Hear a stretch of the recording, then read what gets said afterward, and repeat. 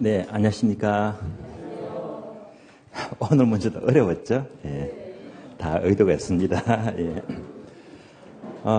오늘 9월 20일입니다. 칠판 보니까 37일 남았어요. 한 달 남짓 남았습니다. 9월 20일인데요. 제가 월, 화, 수, 목, 금 5일 강의하면서 이동하잖아요. 그러면 강의가 많습니다. 토요일도 강의 있고요. 20일 그 와중에 제가 독서 노트를 딱 보니까요. 20일 동안에 책을 17권 읽었더라고요. 예, 많이 읽은 거예요. 예. 그래서 그 17권 중에 9월 달에는요. 소설책을 3권 읽었어요. 예, 아주 유명한 책입니다. 그래서 그 정비석 씨가 쓴 손자병법이 있죠. 예, 그래서 왜 그걸 못 읽었을까? 그래서 아주 정독이었어요. 꼼꼼히 읽어보고 정말 많은 걸 느꼈어요. 제 인생 최고의 소설이었거든요. 예. 그걸 보자마자 조금 더 확대해서 다음 단계는요. 10월 달에는 초안지 5권, 11월 12월 때는 삼국지 10권 있잖아요. 예. 그렇게 단계를 해서 그것을 한 번 더 정독을 하자는 목표를 세우고요. 예. 이번에 느낌이 많았습니다. 다들 아시겠지만은요. 자, 그 소설에는 가장 유명한 말이 있죠. 지피지기면 백전백성이라. 예. 적을 알고 나를 알면요. 무조건 성략이 되겠습니다. 예. 그러면요. 자, 이미 적은요. 한 달 후에 시입니다. 이 시험이 어떤지 알아야 됩니다. 예. 원래 사상 유례 없는 접수 현황입니다. 예. 워낙 많습니다. 그럼 당연해요. 시험은요. 난이도가 높아지잖아요. 높아지는데 이런 분위기라면요. 자, 1차 과목은 민법, 개론 두 과목 다 까다롭게 나올 수밖에 없습니다. 예. 절대 시간 부족합니다. 그거 미리 알아야 됩니다. 그 알기 때문에 오늘 문제는요. 역시 시간이 모자랐을 거예요. 예. 연습을 미리 하는 거예요. 예. 그러면서 어려우니까 점수가 안 나오잖아요. 나를 알아야 됩니다. 그러면서 남은 기간 더 공부를 더 하셔야 됩니다. 예. 그래서 오늘 나온 지문들은요. 이건 뭐야? 기본서에 없는 지문이네. 생소한 지문이 있죠. 그거 제가 이런 문장 절대 만들 수가 없어요. 제가 강의를 오래 하니까 제 서재는요. 별도로 그동안 강의 자료가 전부 다 쌓여 있어요. 특히 일부 절판이 된 나오지 않는 출전들이 많습니다. 그분들이 쓴 또 문제집들이 있어요. 출전이 쓴 문제집입니다. 강사가 쓴 문제집이 아니고요. 거기서 구구절절 좋은 지문들이 많다는 말입니다. 그런 지문들을 전부 다 옮겨와서 제가 수록했거든요. 그래서 이런 어려운 것들이 다 출전들이 많이 됩니다. 그래서 다음 달 대비해서요. 또 생소한 문장 나오더라도 당황이 덜 된단 말입니다. 그래서 점수를 떠났어요. 일단 해설 강의 들으시면서 이게 다 이해가 되는구나. 그게 실력인 거예요. 그래서 다소간 지문들이 어렵다고 하더라도 제가 절대 잔머리 굴려서 장난친 문장이 아니고요. 저는 절대 그런 능력이 못 돼요. 그래서 이런 문장이 출제들이 많이 되구나 해서 쌓은 만큼 경험이 올라가는 거예요. 분명히 이런 연습 거치게 되면 다음 달 시험은 쉽게 볼 거예요. 학교는요. 훨씬 더 쉽게 볼 거예요. 자, 문제풀이 시작하겠습니다. 1번요. 부동산의 개념에 대한 설명으로 틀린 것은 무엇입니다? 1번. 협의의 부동산은 민법상 개념 맞습니다. 토지와 정착물만을 의미한다. 옳은 지문이죠. 2번요. 학에서 바라보는 부동산은 법경기 측면에서 파악되는 복합 개념의 부동산 역시 맞는 말입니다. 3번요. 기술적 측면은 아시죠? 공자 비판, 공간, 자연, 위치, 환경. 그래서 공자 비판 4가지죠. 따라서 거래 또는 가격이라는 표준에 관심을 두지 않고 공간에 초점을 둔다. 맞습니다. 4번요. 거래 정착물, 농업 정착물, 가사 정착물 이 3가지가 임차인의 정착물이죠. 임차인이 자신의 필요에서 설치한 물건은 부동산 정착물에 속하지 않는다.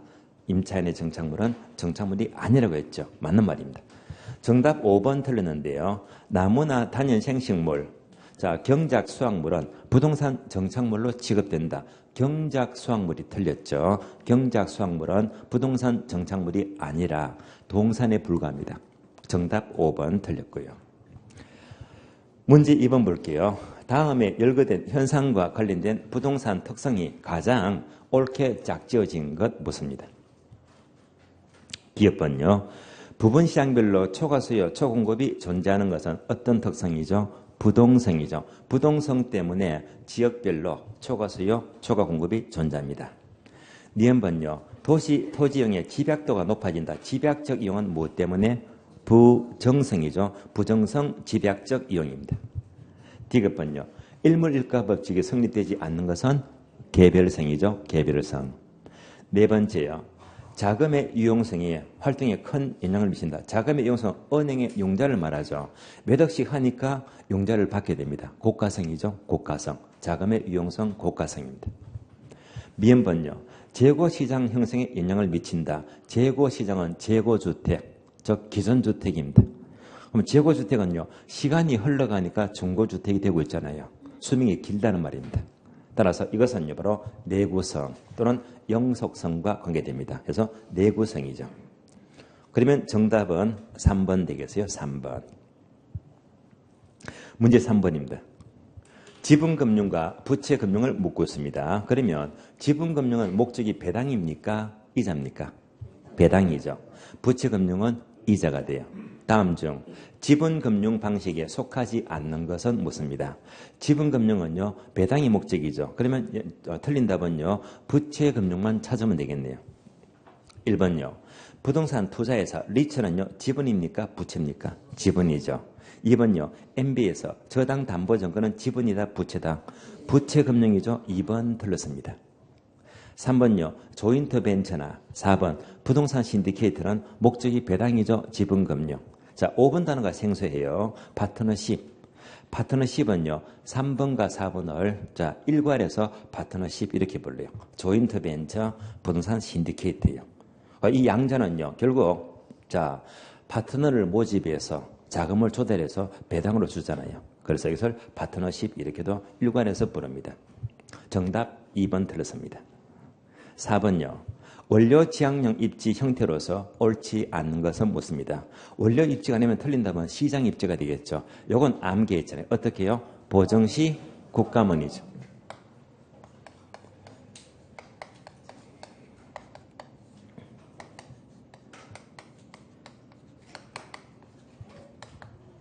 자, 그래서 보정시 시장 입지가 되고요. 국감원 원료 입지가 돼요. 시장 입지가 되기 위해서는 어떤 원료, 보편 원료가 많으면 시장 입지가 되고요. 어떤 산업, 중량, 정가 산업은 시장 입지가 돼요. 국감원 하게 되면 국지 원료가 많으면 원료 입지가 되고요. 중량, 감소 산업입니다. 그래서 이제 요거 아닌 거 모르니까 얘만 찾으면 되겠네요. 1번요. 원래 이 부패가 심한 산업은 예를 들면 통조림 공장이죠. 고기를 잡아서 자, 내력으로 이동하면 부패가 빨라요. 따라서 고기를 잡자마자 가공시키자 원료 입지가 되고요. 2번요. 국지 원료를 많이 쓰면요. 국감원 원료 입지 맞죠. 3번요. 중량 정가 산업은 보정시 시장 입지가 돼요. 정답 3번 틀렸습니다. 4번과 5번은 같은 말이죠. 원료 지수가 1이 된다는 것은 같은 말로 입지 순양이 2보다 크다는 말입니다. 둘 다 원료 입지가 돼요. 정답 3번 들었습니다. 5번요. 부동산 수요와 공급에 대한 설명으로 틀린 것은 묻습니다. 1번 수요가 감소하더라도 공급이 완전 비틀어지면 그림을 그려는 말이죠. 그림 볼까요? 자, 공급이 완전 비틀어지면 공급이 수직이 돼요. 여기서 수요 곡선이 있습니다. 자, 여기서 수요가 감소하면 이만큼요. 좌측이 됩니다. 따라서 공급이 완전 비틀어질 때 수요가 감소하면요. 균형점은 흰 점에서 노란 점으로 이동합니다. 그 결과 원래보다 가격은 하락하죠. 양은 증가 감소 불변, 양은 불변되고요. 가격은 하락, 양은 불변. 따라서 가격은 하락, 양은 불변. 맞는 말입니다. 2번요. 소득 탄력성이 0보다 크면요. 플러스가 되죠. 정상제입니까? 열등제입니까? 정상제 맞죠. 0보다 작으면 마이너스가 되면 열등제다. 맞는 말입니다. 3번요. 교차 탄력성이 0보다 크면 플러스잖아요. 대체제입니까? 부환제입니까? 대체제 맞죠. 0보다 작으면요. 마이너스가 되면 부환제이다. 맞는 말입니다. 3번요. 시장 전체 공급 곡선은 개별 기업의 공급 곡선을 수평적으로 합한 것이죠. 그러면 공급 곡선은요, 여러분이 잘 아시잖아요. 어떤 모양? 우상향입니다. 공급 곡선. 자, 이 공급 곡선이 똑같은 말로 이꼴 한계 비용 곡선입니다.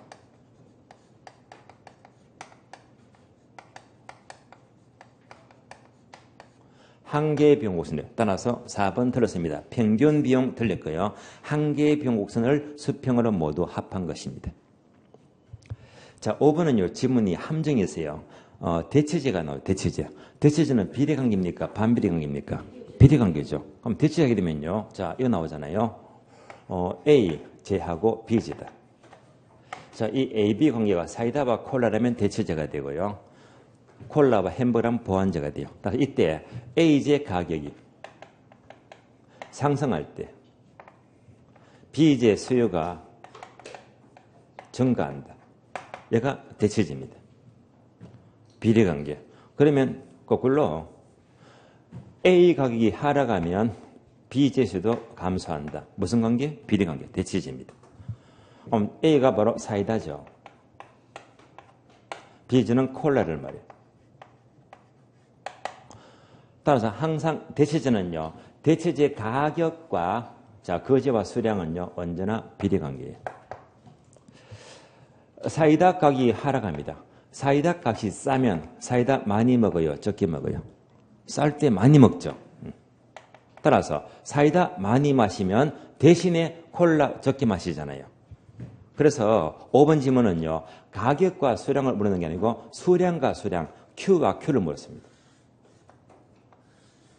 수량끼리 물으면 비례가 아니단 말입니다. 그래서 5번 지문은요. 바로 대체제 수요가 증가하면 사이다 많이 마시면 대신에 콜라 적게 마신다. 이 지문이 5번 지문입니다. 따라서 대체제 수요가 증가하면 대상 수요수는 감소가 되면요. 좌측이동 맞는 말입니다. 정답 4번 틀렸고요. 6번요. 계산 문제네요. 균형 가격과 균형 양을 묻습니다. 균형 묻게 되면요. 두 개 함수를 일치시켜주면 되죠. 문제 봅니다. 수요 함수가 EP 이꼴 300-QD가 돼요.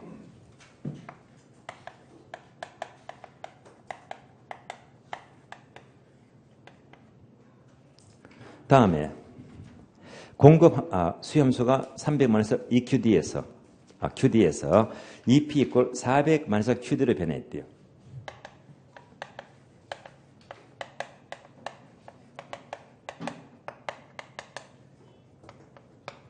이어서 공급 곡선은 함수는 QS 이꼴 100으로 일정하대요.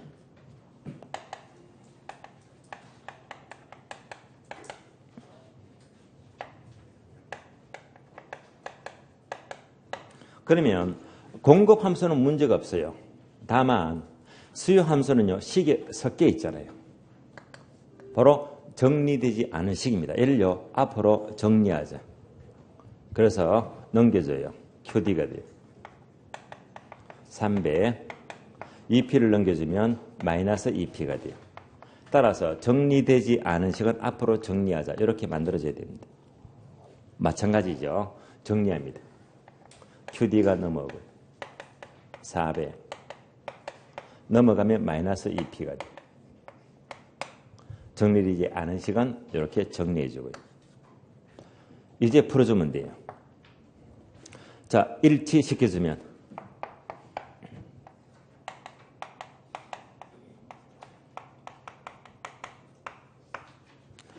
마이너스 EP를 넘겨주면 EP가 되고요. 100을 넘기니까 얼마? 200이 됩니다. 따라서 가격 얼마? 100이 나오고요. 그러면 원래 식에다가 100을 대입하니까 300 빼기 200은 100, 얘도 100이다. 균형량은 100이 됩니다.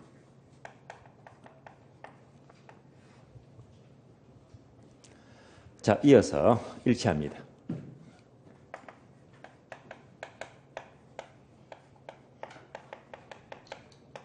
넘어가면 EP가 되고요. 넘겨주면 300입니다. 가격 얼마? 150이죠. 다시 150을 대입시키면 100이 됩니다.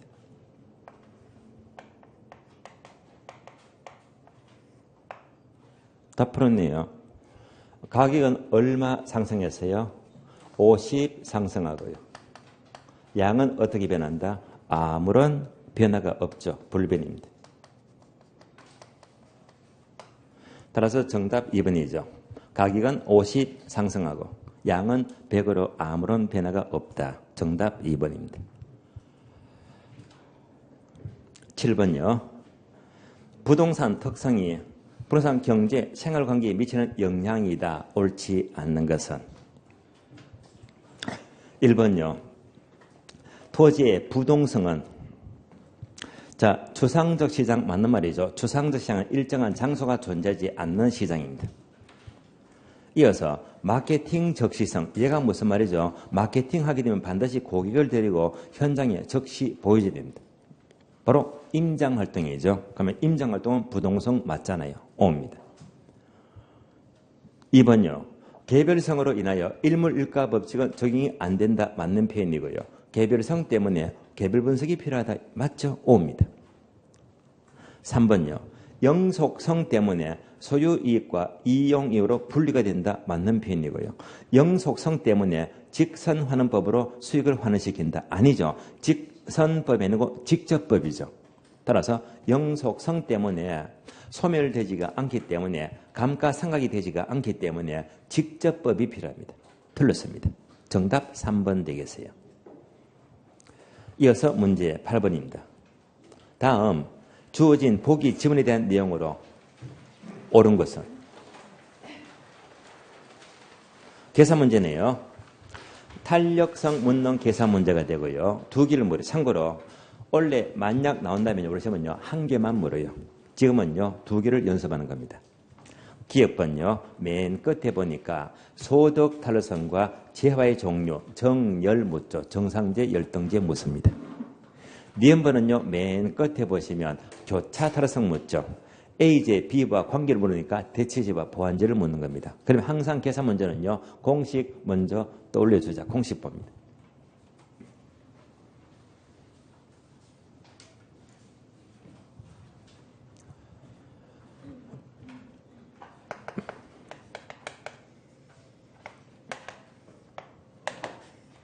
먼저 소득 탄력성은 분모가 원래 소득이 되고요. 다음에 소득 변화분입니다.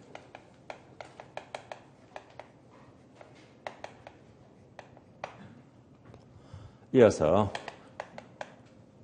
원래 수량이죠.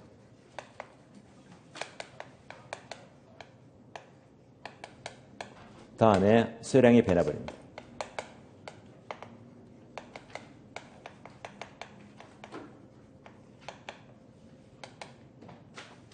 두 번째, 교차 탄력성입니다.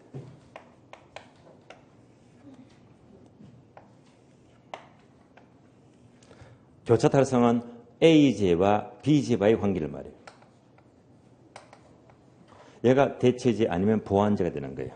그리고 단어는요, 가격 탄력성과 똑같은 말입니다. 첫 번째, 원래 가격입니다. 다음에 가격 변화분.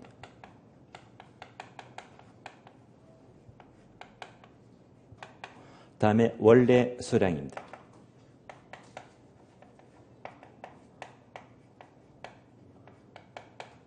다음에 수량의 변화분입니다.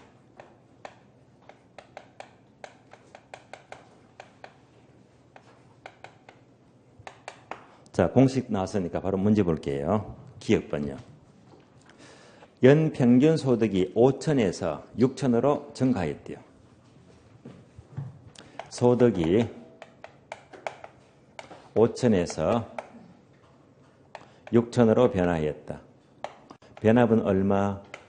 플러스 1000이죠. 이어서 세 번째 줄. 수요량은요, 800세대에서 600으로 변화했대요.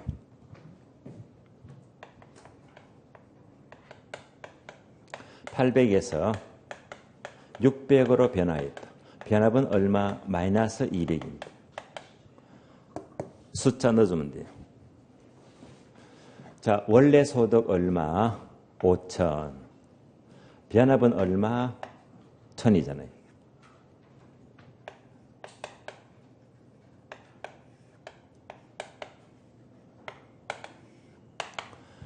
원래 수량 얼마? 800입니다. 수량 변압은 얼마? 마이너스 200입니다.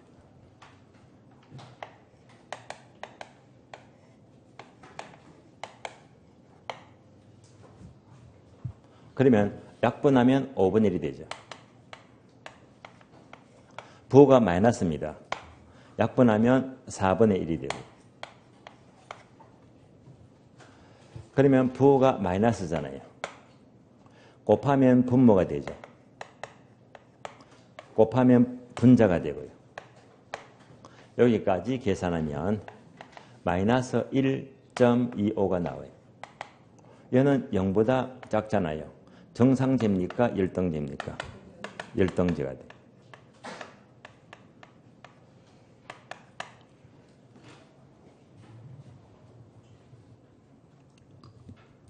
다음에 니은번요. 교차 타르성입니다. 자, A 가격이 500에서 600으로 상승했대요. A 가격이 500에서 600으로 상승했다면 변압은 얼마? 플러스 100이 되잖아요. 이때 두 번째 줄 B의 수량은요 1000에서 1200으로 변화했대요. B의 수량은 1000에서 1200입니다. 변압은 얼마? 플러스 200입니다. 그럼 공식 대입합니다. 자, A 원래 가격 얼마? 500. A 변압은요 100이 됩니다.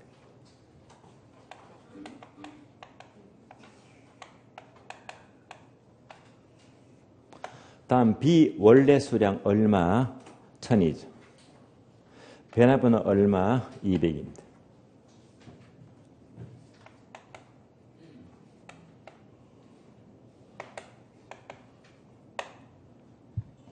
그러면 약분하면요 5분의 1이 되고요. 약분하면 5분의 1이 되고요. 통약분되죠. 얼마? 1이 됩니다. 1이 되면 0보다 크잖아요. 대체제입니까? 보완제입니까? 대체제가 되고요. 자, 정답 기억번은 마이너스 1.25 열등제. 니은번은요 플러스 1이 되고 대체제입니다. 정답 2번이죠. 2번요. 다음에 문제 9번 볼게요. 부동산 투자의 기초 원리에 관련된 용어에 대한 설명이다. 가장 옳은 것은 1번요. 효율적 프론티어란 평균 분산 원리를 모두 만족시키는 포트폴리오 집합을 연결한 곡선이다. 바로 맞죠? 정답은 1번입니다. 자, 그러면요. 효율적 전선, 이 그림이 기억나실 거예요.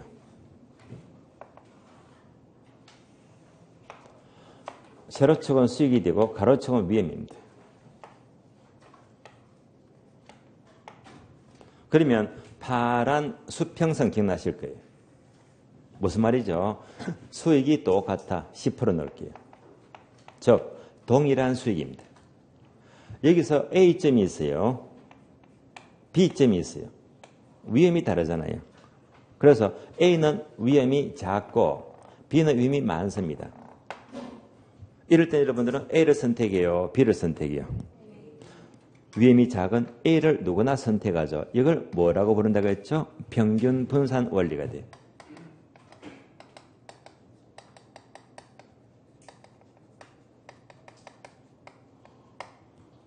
마찬가지로 수직선을 껐습니다. 얘는요, 위험이 동일합니다. 5%. 자, 동일한 위험일 때 역시 A점이 있고 C점이 있어요. 수익이 다르잖아요. A는 수익이 많고 C는 수익이 작아요. A를 선택합니까? B를 선택합니까? 누구나 A를 선택하죠. 얘가 바로 평균 분산 원리를 말해요. 따라서 이 좌표상에요. A점이 한 점만 있는 게 아니죠. 여기도 있고 여기도 있고 계속 이어지는 거예요. 그래서 A와 같은 점들이 이렇게 무수히 많습니다. 이걸 전부 다 이은 것이 바로 효율적 전선입니다. 정답 1번이죠. 2번요. 체계적 위험은 피할 수 있으나 틀렸죠. 피할 수 있으면 B자가 빠졌죠. 비체계적. 이어서 비체계적 위험은 피할 수가 없다. 틀렸죠. 피할 수가 없으면 체계적이죠. 단어가 서로 바뀌었습니다. X. 3번은요. 기출문제 한 문제를 한 지문을 줄인 겁니다. 채무 불이행 위험은 대출자 위험입니까? 차입자 위험입니까? 차입자 하시면 안 돼요. 우리가 상식을 보세요. 원리금만 갚아요. 채무 불이행. 안 갚으면요. 차입자가 손해봅니까? 은행이 손해봅니까? 은행이 손해보지. 누구 위입니다? 대출자. 대출자 위입니다. 조기상의 위험은요. 차입자입니까? 대출자입니까? 역시 은행이 손해보죠. 둘 다 대출자의 위험입니다. 반복합니다. 채무 불이행도 조기상환도 누가? 대출자. 은행이 손해보는 거예요. 대출자의 위험입니다. 틀렸습니다. 4번요. 소유권을 취득하는 지분 투자자가 지렛대 효과를 이용하면요. 그것만큼 위험은 높아집니까? 낮아집니까? 높아지겠죠. 지렛대 효과는요. 차익금을 활용해서 수익을 높이잖아요. 그만큼 위험도 높아지는 거예요. 따라서 위험은 낮출 수 있다. 틀렸죠? 위험도 높아집니다. 5번요. 포트폴리오를 이루는 수익률 분포가 완전한 음의 상관관계, 즉 마이너스 1을 말이요. 가장 좋은 경우죠. 상관관계가 마이너스 1이 되면요. 체계적 위험을 0까지 줄인다가 아니고 B자가 빠졌죠. 비체계적 위험을 0으로 줄입니다. 옳은 것은 정답 1번입니다. 문제 10번요. 투자의 위험과 수익의 특징에 대한 설명으로 적절하지 못한 것, 틀린 것은 묻습니다. 1번요. 위험의 처리 방법은 보수적 예측 방법이 있죠. 이것은 가장 안전하게 따지는 거죠. 따라서 가능한 수익은 가장 낮게 잡아요. 반면에 비용은 가장 높게 잡죠. 맞습니다. 이는 부의 극대화를 할 수 있는 방법은 아니다. 맞는 말인데요. 자, 보수적 예측은요. 수익을 낮게 잡으니까 위험은 피할 수가 있어요. 그러나 바람직한 위험에 처리될 수가 없다는 말입니다. 옳은 지문이고요. 2번 지문은 어려워요. 아마 생소하고 처음 볼 거예요. 자, 이렇게 생소한 문장은요. 출전이 만드신 문장입니다. 조금 어려워요. 위험 조정 할인율의 사용 방법은 자본 환원율을 투자결합법으로 구하는 이론의 바탕이 되었다. 어려운 지문입니다. 연결해 봅니다. 자, 위험 조정 할인율과 똑같은 말이 바로 요거 수익률입니다.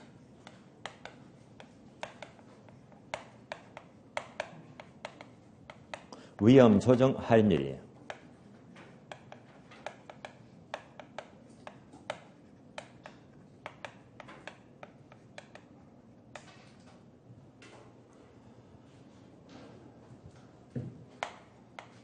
그러면 아시죠? 무위험률.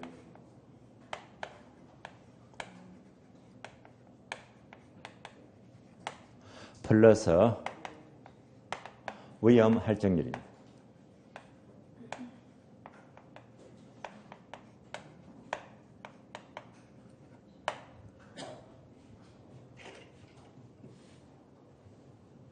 그러면 이것을 수익 방식 환원율과 연결합니다.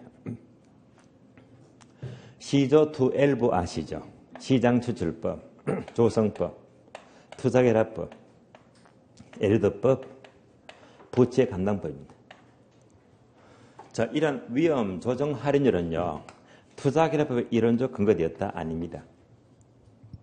그건 뭐냐? 무위험률과 똑같은 말이 바로 순수율입니다. 같은 말이에요. 위험 할증률과 똑같은 말이 바로 위험률입니다. 이렇게 연결이 되고 있어요. 그러면 시조 2L부 중에서 위험자만 들어가면 무조건 뭐라고 했다? 조성법입니다. 정답 조성법의 바탕이 되고 있습니다. 정답 2번 틀렸고요. 3번요. 임대료를 10% 상승 투입하니까 순현가가 15% 상승하고 세금을 1% 상승 투입하니까 수익은 2% 감소했대요. 바로 민감도 분석이다. 맞죠? 민감도 분석, 감흥도 분석 맞는 말입니다. 4번과 5번은요. 평균 분산법을 말합니다. 평균 분산법은 여기서 나왔죠. 동일한 수익일 때 위임이 작은 쪽을, 위임이 똑같으면 수익이 높은 걸 선택한 겁니다. 요즘은 4번이죠. 위험 혐오적인 투자자, 즉 위험 회평이죠. 위험 회평이라면 자, 투자한 A의 기대치, 수익이 B보다 크대요. 이어서 표준 편차가 위험이죠. 위험은 B보다 작거나 같아요. 그러면 자, B보다 항상 A를 선호한다. 맞는 말이죠. 얘가 바로 평균 분산 결정법이 됩니다. 지배 원리가 되고요. 그러나 5번요. 평균 분산법으로 투자대를 선택할 수가 없는 경우는 A가 수익도 B보다 크고 위험도 B보다 크대요. 그러니까 A가 수익도 크고 위험도 크고 둘 다 크대요. 이럴 때는 평균 분산법을 적용할 수가 없잖아요. 이를 평균 분산 원리의 오류라고 불러요. 이를 해결하기 위해서 바로 포트폴리오 분산 투자가 필요하다. 맞는 말입니다. 틀린 답은 2번 틀렸고요. 문제 11번입니다. 할인 정금 수지 분석법에 대한 관한 설명으로 타당한 것은 옳은 것은 묻습니다. 1번 일반적으로 내부 순율법이 순형가법보다 투자정보로서 우월한 것으로 평가된다. 아니죠. 무엇이 우월하다? 순형가법이죠. 앞뒤가 바뀌었죠. 순형가법이 내부보다 우월합니다. 틀렸고. 순형가법이 많이 선호되고 우월한 이유가 2번과 3번 때문입니다. 2번요. 순형가법에서는 재투자율 또는 할인율이죠. 할인율로 요소를 사용한다. 맞습니다. 반면에 내부순율법에서는 할인율로 내부순율을 사용한다. 맞는 말입니다. 바로 정답 2번입니다. 3번요. 내부순율을 사용하여 우선순위를 정했을 경우에는 투자는 항상 부배 극대화를 달성할 수가 있다. 부배 극대화를 달성하는 것은 내부순율법이 아니고 순형가법이죠. 순형가가 큰 순서가 부의 극대화가 돼요. 3번 틀렸고요. 4번 수익 성지수는 아시잖아요. 뭡니까? 수익형가 나누기 병형가입니다.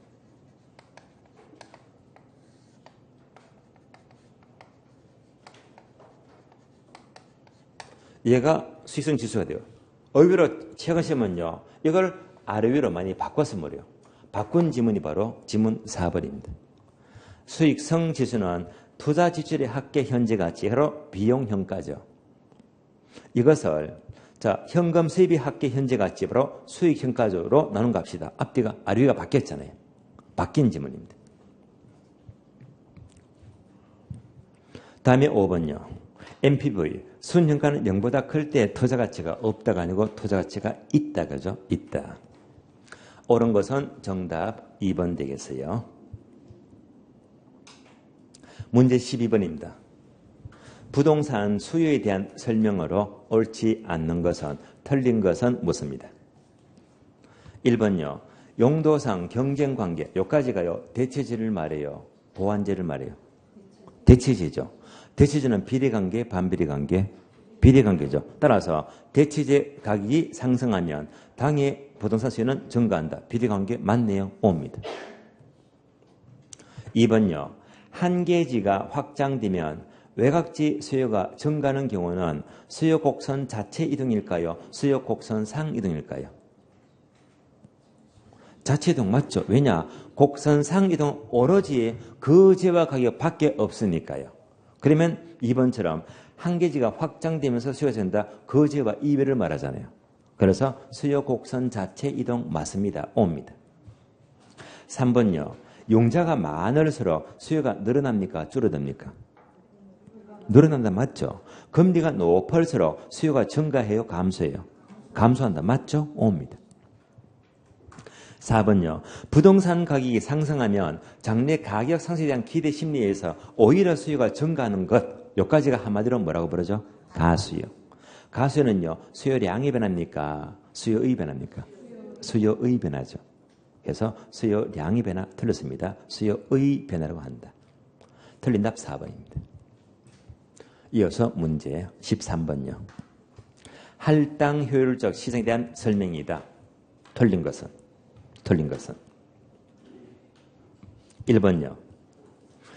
완전 경쟁 시장은 동자다정 기억나시죠? 동질성, 다수의 소유자 공급자, 다음에 자유로운 진입과 퇴거, 완전한 정보 이런 요건 때문에 완전한 정보로 인해서 공급자 이윤이 0이 될 때까지 경쟁한다. 맞습니다.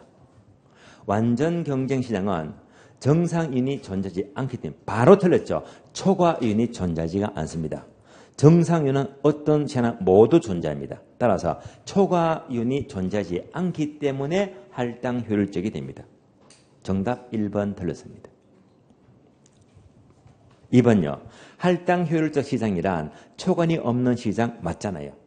초과이 없다는 것은 정보가치 이꼴 정보비용이 동일한 시장이다. 맞는 말입니다. 3번요. 완전 경제시장은 언제나 초과이 없기 때문에 언제나 할당 효율적 시장이다. 맞는 말입니다. 그러나 단어를 바꿔서요. 할당 효율적 시장은 완전 시장을만을 의미하는 것이 아니라 부동산 시장도 불완전 시장도 얼마든지 할당이 될 수가 있잖아요. 맞는 말입니다. 4번요. 부동산 거래에서 정보비용이 수반되는 것은 시장이 불완전하기 때문에 정보도 불완전하죠. 그래서 정보활동, 정보비용이 필요합니다. 맞는 말입니다. 5번요. 부동산 시장에서 특정 투자자가 초과이윤을 획득할 수가 있는 것은 시장이 할당 효율적이지 못하기 때문에 초과이윤을 얻게 된다. 맞는 말입니다. 정답 1번 틀렸고요. 문제 14번요. MB에서 저당 유동화 제도에 대한 설명으로 가장 옳은 것은 무엇입니다? 1번요. 저당이 유동화됨으로써 대출자인 금융기관은 많은 재원으로 한정된 사람들에게 바로 틀렸죠. 단어가 바뀌었죠. 한정된 재원으로 많은 사람들입니다. 12회 때 기출문장입니다. 그래서 단어가 바뀌었습니다. 한정된 재원으로 많은 사람들에게 필요한 자금을 제공합니다. 2번요. MB에서 저당담보증권은 주택금융기관의 대출 재원의 확대와 자금의 장기 조달 및 단기 운영 또 바뀌었네요. 자금의 단기 조달 및 장기 운영입니다. 단어가 바뀌었어요. 자금의 단기 조달 및 장기 운영에 따른 유동성 문제 해결을 가능케 합니다. 그럼 1번, 2번 보면서 단어가 바뀌었잖아요. 요거 보고 여러분들이 미리 파악이 됩니다. 그러면 학교로는 여러분들이 한 달 뒤 시험을 쳐요. 시험 치면요. 일단 이렇게 계산 문제만 나온다면요. 계산 문제는 무조건 공식 떠올리고 숫자만 이렇게 넣어주면 답이 나와요. 계산 문제가요. 그래서 얘를 충실히 준비해서 하신 분들은 오히려 9월 7일 되면요. 계산 문제를 원해요. 답이 수록해 나온다고요. 반면에 지금 이런 문제 있죠. 이런 문제는요. 책에 없는 지문들이 많이 나온다 말입니다. 시험이 어렵다면요. 그러면 어떻게 나오느냐. 학교로는요. 요겁니다.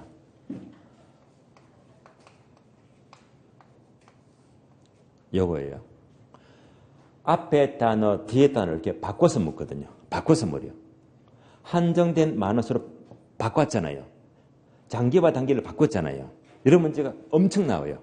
그래서 항상 지금 볼 때 의심하지 항상 이 문장이 의미가 두 개 있으면요. 바뀌었나 안 바뀌었나 의심하세요. 두 번째. 정답은 단어가 A 단어인데요. A 단어. 그런데 정작 지문은요. A-를 집어넣어요.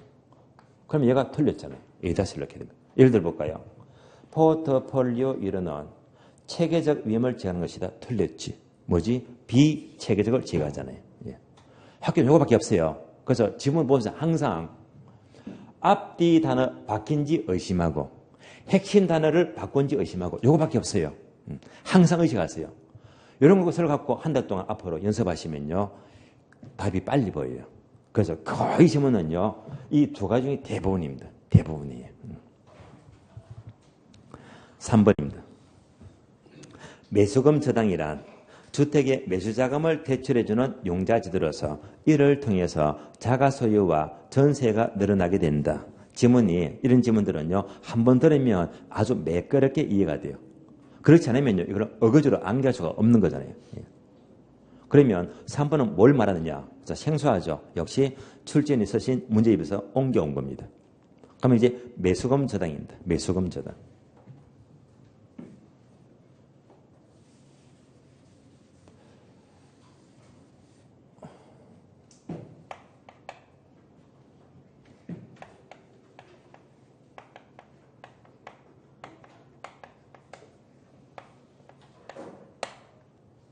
얘가 뭐냐? 첫 줄요. 매수금 저당이란 주택의 매수자금을 대출해주는 용자재인데요. 주택 앞에다가 넣어주세요. 미래. 바로 미래주택입니다.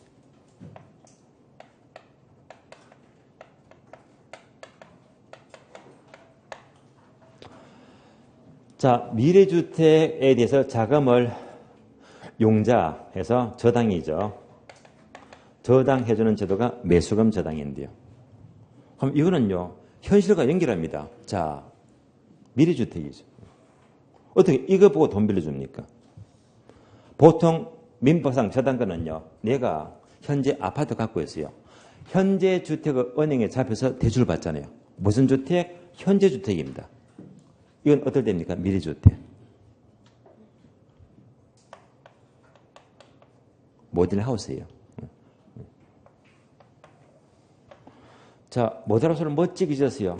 탁 보니까 끌리잖아요. 그러니까 계약합니다. 중도금 내죠.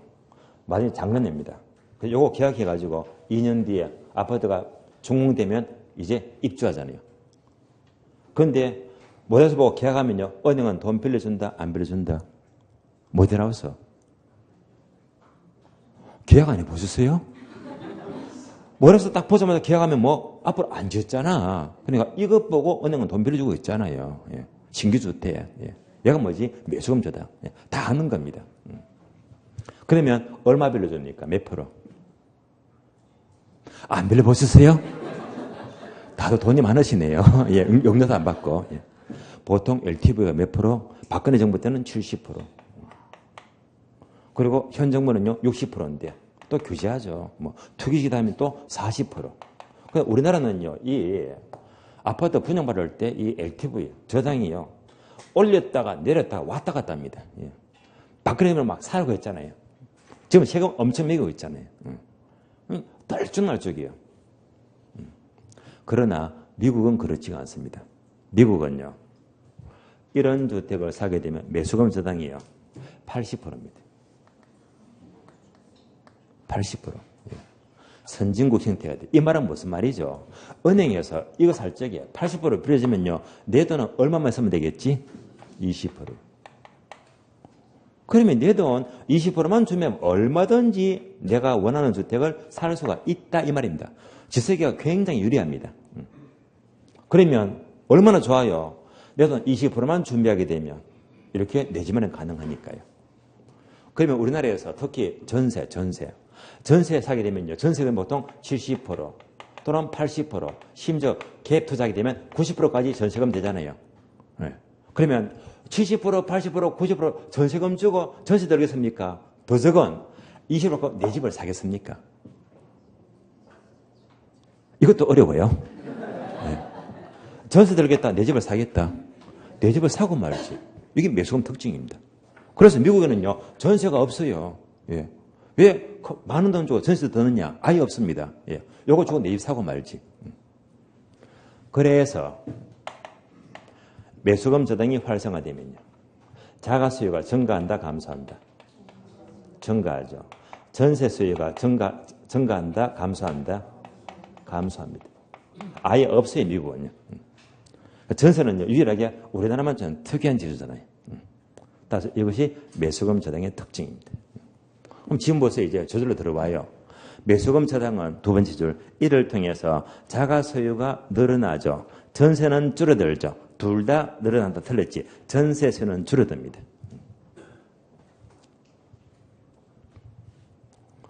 미국이 참 재미가 있는 동네예요. 미국 뉴욕 가시면요, 요즘 기사 보게 되면 중개수수료가 주거용이면 뭐 0.5%, 뭐 0.4%다. 매매 인대에 따랐어요. 상가 토지는요, 0.9%죠. 양쪽 다 받잖아요. 양쪽 다. 미국은요. 중개 제도가요. 중개를 하게 되면 주거용은요.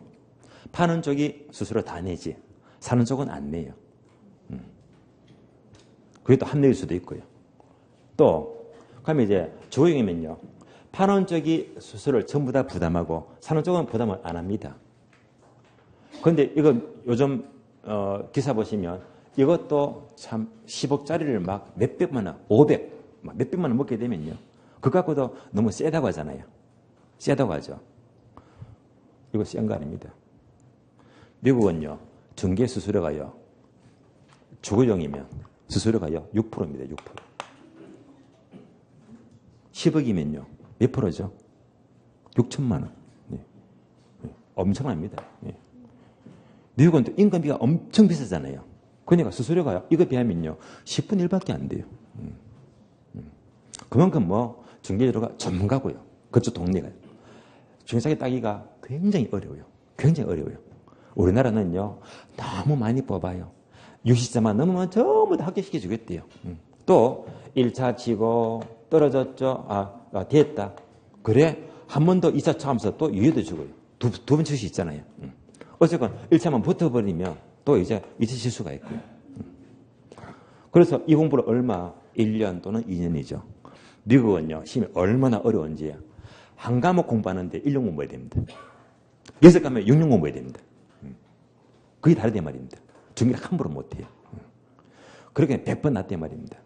화실이 적게 따가지고 크게 먹는 전문가들 있잖아요. 그래서 같은 중개라도요. 차원이 달라요. 다르단 말입니다. 상가는요. 6%가 아니고 8%입니다. 8%. 엄청납니다. 제도가 달라요. 자, 그러면 4번요. 4번. 일단 3번도 틀렸죠. 4번입니다. 저당 채권 MBB는 일반적으로 이체증권 MPTS보다는 수명이 길고 수익률은 낮다. 자, 수명이 길다는 것은요. 위험이 큰 겁니까? 위험이 낮은 겁니까? 위험이 낮을 때 수명이 길어지겠죠. 그럼 이 말은 뭐냐? 자, MBB와 MPTS를 비교합니다.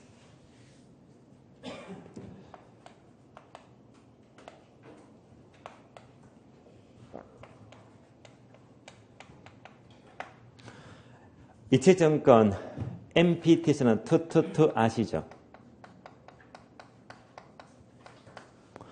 저당권의 소유권 투자자, 원리금 수취권 투자자, 모든 위험부담 투자자가 모두 부담합니다. 따라서 투자자가 원리금 다 받고 모든 위험 부담하니까요. 얘가 수익을 다 챙겨 위험 다 부담하잖아요. 그래서 수익이 가장 높아요. 위험도 가장 높아요. 왜? 투자가 직접 모든 걸 챙기니까요. 따라서 수익과 위험이 가장 높은 방법은 MPTS가 돼요. MBB는요. 발발발이잖아요. 저당권의 소유권 발행기간, 원리금 수취권 발행기간, 위험부담 발행기간, 발발발입니다. 발행기간이 모든 걸 전부 다 가져갑니다. 발행기간이. 이것을 이제 투자가 사게 됩니다. MBB는. 항상 투자자 입장이 중요하죠. 그러면 투자자가 MBB를 사게 되면 모든 저당권, 원리금, 위험부담을 발행인이 모두 부담하게 되면요. 얘는요. 위험이 작아요. 얘가 다 부담하니까. 그래서 위험이 작다는 말입니다. 그만큼 수익도 낮아요.